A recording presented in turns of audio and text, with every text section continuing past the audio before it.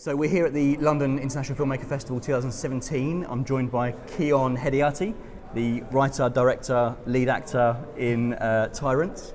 Welcome. Well, thank you. Thanks for coming along today. Well, it's an honor, really. And thanks for joining us at this festival. And this is actually the second time you've entered your work into our festivals, which we really appreciate that kind of thing. You know, we like to kind of build the festival alumni kind of thing. So, and last year, of course, it was Strong Boy. That's right. In this same festival. Yep. And this time around, it's Tyrant. So, if you could just give a brief synopsis of the film, just for people that wouldn't be aware of it.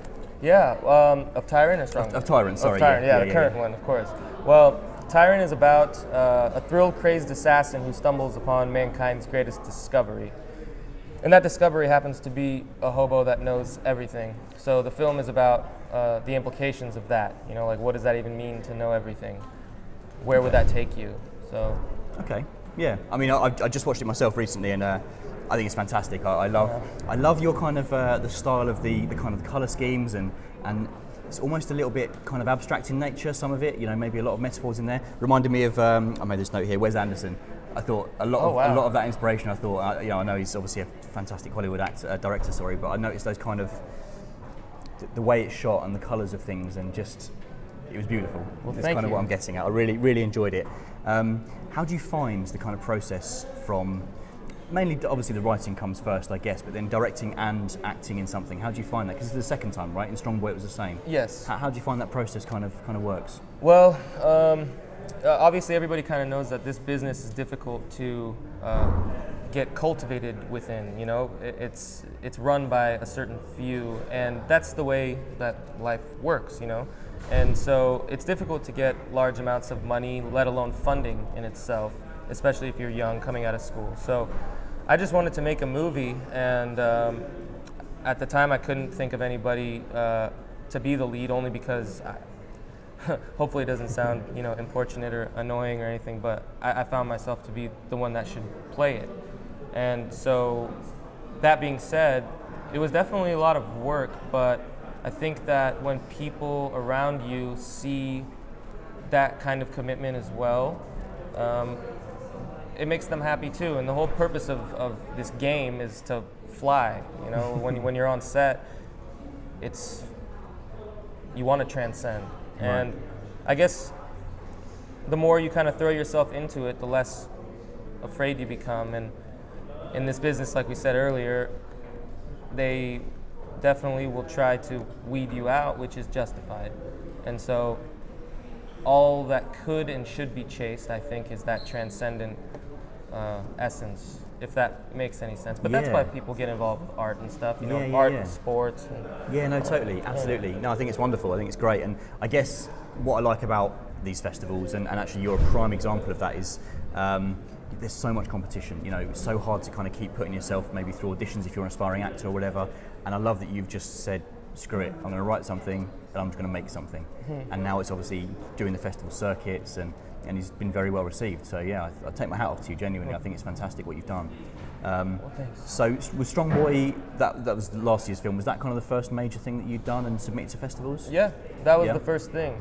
And honestly, and I'm not just saying this so that I can say it, but the fact of the matter is, if it wasn't for festivals like these, people who make short films, or people who make films in general that aren't with the big companies, they wouldn't be anything. Even at the bigger film festivals, Cannes, Sundance, you can't get your film into there unless you're really, you know, politically active in that realm. And it's all about who you know, right? Money and marketing. Totally. But money and marketing, these kinds of places, I swear, you come here and they really treat you. They treat you well. They treat you with respect. That's very kind of you to say. I feel comfortable. So. Yeah, good. No, that's great. That's great. And so getting into kind of the mechanics of it in itself, I always wonder this process. You know, I'm just thinking off the top of my head, not that it's anything to do with your style, but Ricky Gervais is a great exponent of someone who writes everything and directs his own stuff and stars in it. And I always wonder how that process works from you. You know, you're setting up the cameras and directing things from that point of view, and then you're in front of the camera for a moment doing the scene. You know, how do the mechanics of that work with everybody else in the shot? You know, are you kind of, what if you mess up? Let's put it that way. What if you mess up in the scene? How do you kind of reset yourself? Do you know what I mean? That's a good question. Well, like I said, when you're on set and you're buying into what you're doing and everything is going smoothly because you've done the preparation, then even if you do make a mistake, you're already on a roll. Okay. And so it continues. But it all comes down, I think, to that confidence because all it is wanting to lose yourself, and everybody wants that. Even people who don't want that, they live to do that in one way or another through subliminal or explicit means. And film is that. So when I'm on set and I've prepared and I have my actors there and they've prepared, we're there so that we can forget. And it makes it so that mistakes are okay. That's a great answer. I like that. Thanks. So, future? Are you working on anything new Yeah. at the moment?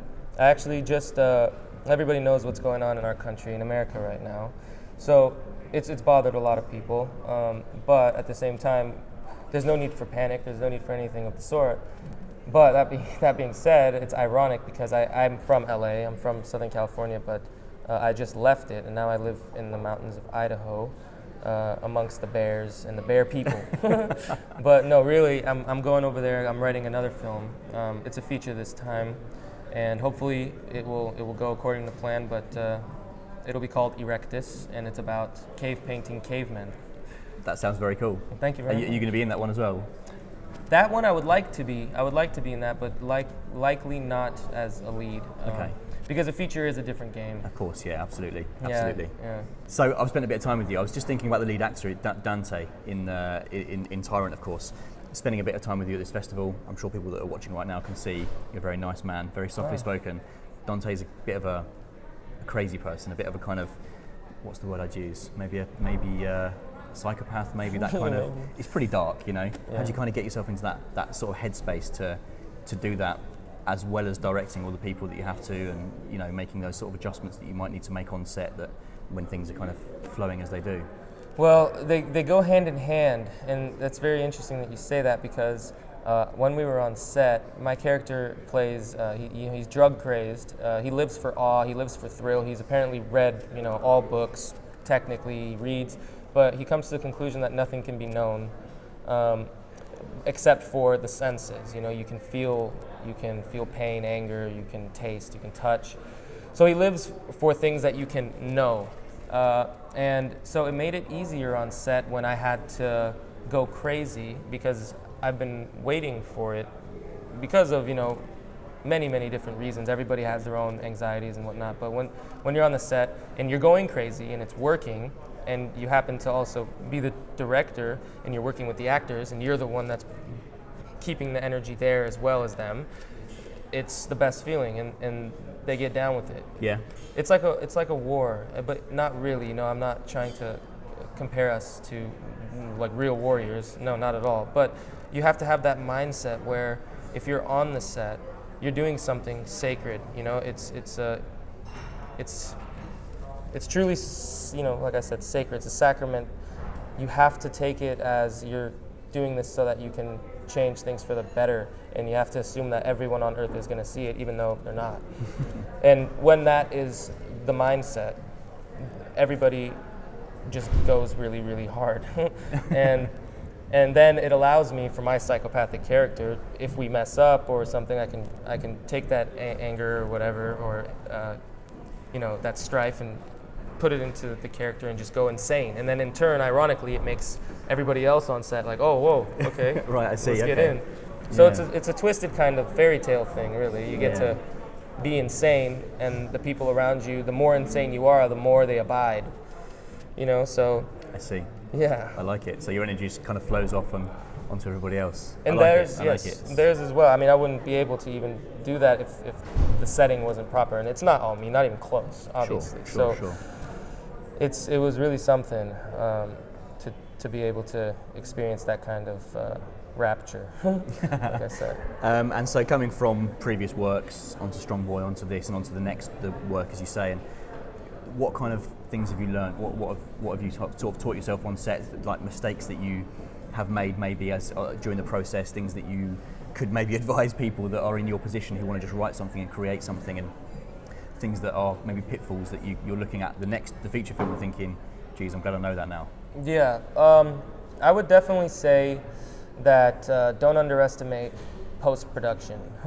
I guess that's not advice, but that, you know, half of price normally, conventionally speaking, goes towards post-production. So I wanted to film it. I knew I wouldn't have enough money to do the whole thing. So you film it, and then you can do their outlets like Kickstarter, their outlets like that. That's what I went through, and people are down to help if you try really hard, which so many people do, you know. But it really is a nice outlet. But if I was to say there's something that I would learn from next time is don't worry so much about how it's going to come, the money that is, because that's the main issue right now. You know, we go to the big festivals, you know, right. Or any, you know, Oscars, any of these kind of things. You need money in order to get funding. So the main thing is don't worry so much about it. Just write it, and then if you're really writing and you're really working, then that just gives you true ammo, and then that would allow you to, you know, have something that's sellable. But if you don't write, if you don't just sit down and try to do it, you know, that all writers had to do that at one point. They had to just realize, okay, why don't I just try it? Just sit and try it, and then you'll have ammo. It's not going to be nothing, you know. It will at least do something, and it will allow you to, if you do meet someone, instead of telling them, oh, I'm an actor or I'm a director or this, that, or, oh, I'm auditioning here and there. No. If you have a screenplay, it gives you something to actually give them. Right. And it's doable. There are a lot of writers, and it's possible. And this is the best day for writers right now, and filmmakers in general. Yeah, that's wonderful. Yeah. It's interesting what you said there about the Kickstarter. So you got fully funded. You posted a campaign. I'm aware of Kickstarter, obviously Indiegogo, those kind of things. Right on. And that's how you marketed yourself in the early days, was it, to get full funding for the project? Well, it was just for post-production. Just for post. Yeah. Right, So what we did is we shot the film, and I knew that we were going to need more to get the rest, but I wanted to just get it out. Yeah. We wanted to get it out of our bodies, essentially. There were a group of us that were working on it hard, and we wanted to get it out. And when it came to that point, we knew that we could either do a Kickstarter beforehand, before we shot it, or after. But it's always better to present your work if you actually have something. So, so we shot it, and then we had trailers and photos, and people are down. I guess that makes sense. You've got some collateral, something you can work with. Exactly. It makes total sense, I guess. And even if you can't do a trailer, you can't shoot the whole thing, take some stills. You know, take some stills, do a poster. People would be willing. They'll give $5-10 here and there, and that actually paid for all my festival expenses. Really? Yes. Fantastic. And it was wonderful. Yeah, and it's doable, like I said. That's wonderful. Doable. That's wonderful. Well, so you've got a few nominations coming up on Saturday at the end of this festival. Good luck. Well, thanks. Congratulations again on the nominations, and well, thanks for joining me today. It's great to be here, man. Thank It really you. is. Thank you.